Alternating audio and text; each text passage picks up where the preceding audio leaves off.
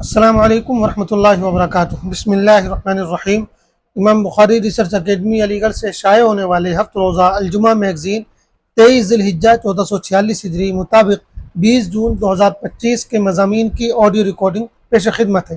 پہلا مضمون ہے اصلاحیات، بربادی کے دو اسباب، محمد فرید حبیب ندوی۔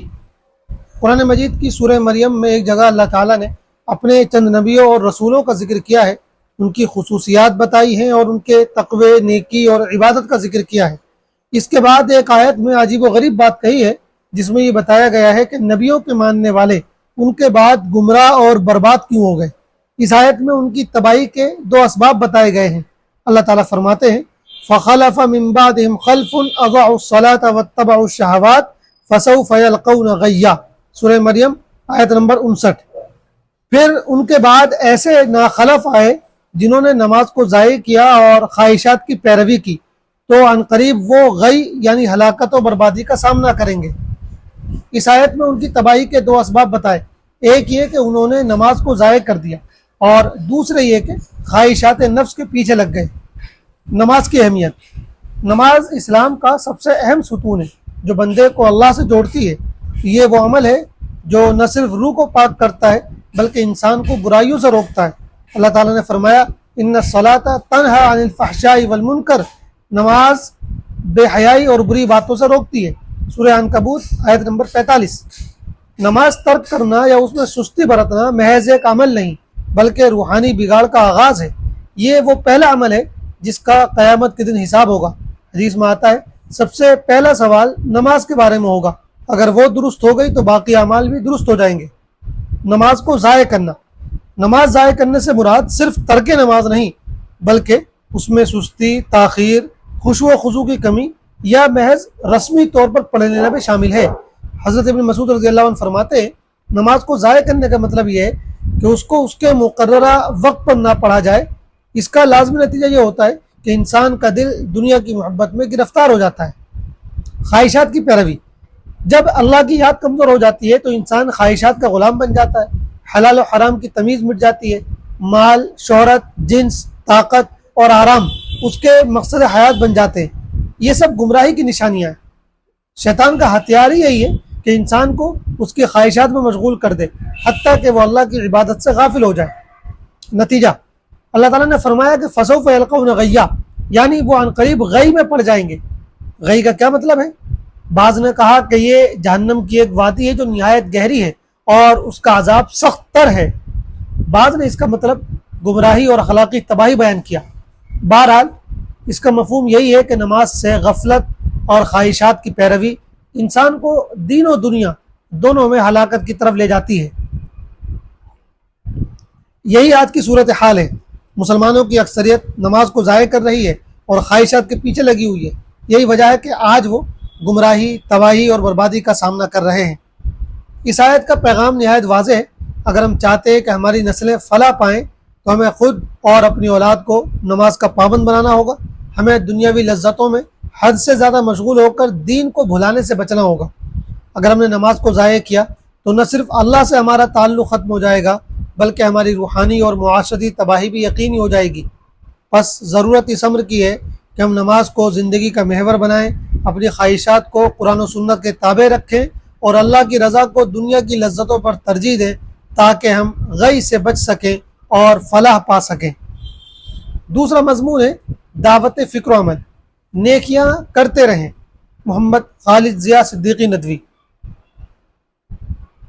زندگی کے تیز رفتار سفر میں انسان بہت کچھ کرتا ہے مگر کبھی تھم کر یہ نہیں سوچتا کہ اس کی زندگی کا اصل سرمایہ کیا ہے۔ مال، عہدہ، شہرت نہیں، اصل دولت وہ نیکیاں ہیں جو انسان کو اللہ سے قریب کرتی ہیں اور آخرت میں اس کی نجات کا ذریعہ بنتی ہیں۔ اسلام ایک ایسا دین ہے جو انسان کی پوری زندگی کو خیر، بھلائی اور نیکی میں بدل دینا چاہتا ہے۔ وہ چھوٹے چھوٹے اعمال جنہیں ہم معمولی سمجھتے ہیں اللہ کے ہاں بہت اونچا مقام رکھتے ہیں۔ اسلام ہمیں سکھاتا ہے کہ کوئی نیکی چھوٹی نہیں ہوتی۔ نبی کریم صلی اللہ علیہ وسلم نے فرمایا نیکی کو معمولی نہ سمجھو اگرچہ وہ تمہارے بھائی سے خندہ پیشانی سے ملاقات ہی کیوں نہ ہو۔ مسلم حدیث نمبر 2626۔ یہ حدیث ہمیں بتاتی ہے کہ نیکی دراصل دل کے اخلاص، نیت کی صفائی اور عمل کی سادگی کا نام ہے، نہ کہ صرف بڑے کاموں کا۔ کچھ لوگ سمجھتے ہیں کہ جب تک بہت بڑا کام نہ کیا جائے اس کا کوئی فائدہ نہیں، حالانکہ اللہ کے نزدیک چھوٹا عمل اگر مستقل ہو تو وہ محبوب تر ہوتا ہے۔ اللہ کے رسول صلی اللہ علیہ وسلم کا ارشاد گرامی ہے، اللہ کے نزدیک سب سے محبوب عمل وہ ہے جو پابندی سے کیا جائے، اگرچہ تھوڑا ہی کیوں نہ ہو۔ بخاری شریف حدیث نمبر 64-65۔ یہ حدیث ہمیں سکھاتی ہے کہ عمل کی مقدار سے زیادہ اہم اس کا تسلسل اور دوام ہے، اس لیے روزانہ کوئی نہ کوئی نیکی ضرور کیا کریں۔ یہ عمل انسان کو غفلت سے بیداری کی طرف لے جاتا ہے، نفس کی آلودگی کو دھوتا ہے، زندگی میں برکت اور دل میں سکون پیدا کرتا ہے، اور سب سے بڑھ کر اللہ کی محبت اور قرب حاصل کرنے کا ذریعہ بنتا ہے۔ گویا روزانہ نیکی کرنا اللہ تعالیٰ سے روزانہ ایک نیا رشتہ جوڑنا ہے۔ بہت سے لوگ موسمی عبادت گزار ہوتے ہیں، اس لیے انہیں یاد رکھنا چاہیے کہ نیکیوں کا سلسلہ صرف رمضان یا ذی الحجہ جیسے خاص مہینوں تک محدود نہیں ہے، بلکہ ہر دن کو نیکی سے بھر دینا ایک سچے مومن کی پہچان ہے۔ اسی طرح بہت سے لوگوں کے ذہن میں نیکی کا تصور بہت محدود ہے، وہ صرف نماز و روزہ اور گنتی کی چند عبادتوں کو نیکی سمجھتے ہیں، حالانکہ نیکی کا دائرہ بہت وسیع ہے۔ ہر شخص اپنی حیثیت، سہولت، وقت اور ماحول کے مطابق اس میں سے کچھ منتخب کر سکتا ہے۔ کچھ لوگ یہ کہتے نظر آتے ہیں کہ آخر ہم روزانہ نیکی کریں تو کون سی نیکی کریں؟ ان کے لیے عرض ہے کہ نیکیوں کی ایک لمبی فہرست ہے، جس میں سے روزانہ کسی بھی نیکی کا انتخاب کر کے اپنے رب سے کمزور ہوتے رشتے کو مضبوط کر سکتے ہیں، جیسے قرآن مجید کی چند آیات کی تلاوت، کسی غریب یا ضرورت مند کی مدد، ماں باپ کی خدمت یا ان کے لیے دعا، کسی کے چہرے پر مسکراہٹ لانا، سلام میں پہل کرنا، راستے سے تکلیف دہ چیز ہٹا دینا، کسی کو معاف کر دینا، کسی کی عزت کی حفاظت کرنا، کسی مسکین کو کھانا کھلانا یا پانی پلانا، کسی بیمار کی مزاج پرسی کرنا، کسی کو درست مشورہ دینا، تعلیم کی طرف کسی کی رہنمائی کر دینا، کسی یتیم بچے کی تعلیمی فیس ادا کر دینا، کسی غریب بچے کی شادی کا انتظام کر دینا یا کروا دینا، کسی بے روزگار کو روزگار سے جوڑ دینا، کسی غمزدہ کی دل جوئی کرنا، اپنے گناہوں پر استغفار کرنا، کسی کی غیر موجودگی میں اس کا دفاع کرنا، 2 رکعت نفل نماز ادا کرنا، روزانہ ایک حدیث یا دینی بات سیکھنا اور دوسروں تک پہنچانا وغیرہ۔ یہ سب وہ نیکیاں ہیں جو بہت آسان ہیں اور جن کو ہم سچے دل سے ادا کر کے اللہ کے محبوب بن سکتے ہیں۔ یاد رکھیے، ہم جو بھی نیکی کرتے ہیں اس کا اثر صرف فرد پر نہیں پورے معاشرے پر پڑتا ہے۔ جب ہر فرد روزانہ اس طرح کی چھوٹی چھوٹی نیکی کرنے لگے تو یہ چھوٹے چھوٹے اعمال معاشرے کو امن، محبت، ہمدردی اور بھلائی کا گہوارہ بنا دیتے ہیں۔ ایک مسکراہٹ، ایک مدد، ایک دعا، یہ سب وہ خوشبو ہیں جو دلوں کو جوڑ دیتی ہیں۔ اس لیے زیادہ سے زیادہ نیکیاں کرنے کی کوشش کریں تاکہ کل قیامت کے دن یہ نیکیاں ہمارے لیے روشنی بنیں، پل صراط پر سہارا بنیں اور ہمارے میزان عمل کو وزنی بنائیں۔ اللہ تبارک و تعالی ہم سب کو توفیق عمل سے نوازے، آمین۔ تیسرا مضمون ہے سماجیات، گھر محبت کا گہوارہ یا جھگڑوں کا میدان۔ محمد فرید حبیب ندوی۔ گھر اللہ تعالیٰ کی طرف سے انسان کے لیے ایک عظیم نعمت ہے۔ یہ وہ جگہ ہے جہاں انسان کو سکون، حفاظت، پیار اور اپنائیت میسر آتی ہے۔ دنیا کی تھکن، باہر کی مصروفیات، زمانے کی تلخیاں، سب کچھ انسان بھول جاتا ہے اگر گھر کا ماحول محبت بھرا اور پرسکون ہو۔ لیکن اگر یہی گھر چیخ و پکار، غصہ، بدگمانی اور تلخیوں کا مرکز بن جائے تو انسان کے لیے سب سے بڑی آزمائش بھی یہی گھر بن جاتا ہے۔ آج کل کا سب سے بڑا المیہ یہی ہے کہ ہم میں سے اکثر لوگ گھروں کے اندر امن، محبت اور نرمی کا ماحول پیدا کرنے کے بجائے وہاں غصہ، تلخی اور جھگڑے پھیلا رہے ہیں۔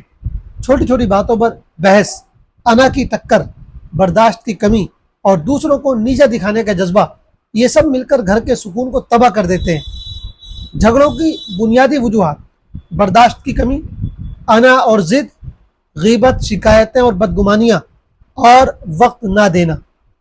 جھگڑوں سے بچنے کے چند عملی طریقے: ایک دوسرے کی بات سنیں اور سمجھیں، ہر بات کا فوراً جواب نہ دیں، کبھی خاموشی سے سن لینا اور تحمل سے جواب دینا بہت سے جھگڑوں کو ختم کر دیتا ہے۔ معافی مانگنے میں دیر نہ کریں، معافی مانگنا کمزوری نہیں بلکہ عقل مندی اور رشتوں کی حفاظت ہے۔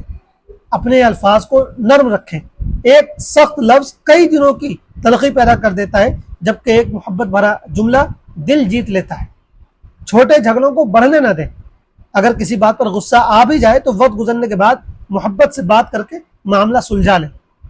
گھر میں نبی صلی اللہ علیہ وسلم کی سیرت کو زندہ کریں، روزانہ تھوڑا وقت دین سے جڑنے، قرآن کی تلاوت، سیرت کی تعلیم اور دعا کے لیے وقف کریں۔ یاد رکھیں گھر کے جھگڑے اگر وقت پر نہ سلجھائے جائیں تو وہ دلوں کی دوری کا سبب بن جاتے ہیں۔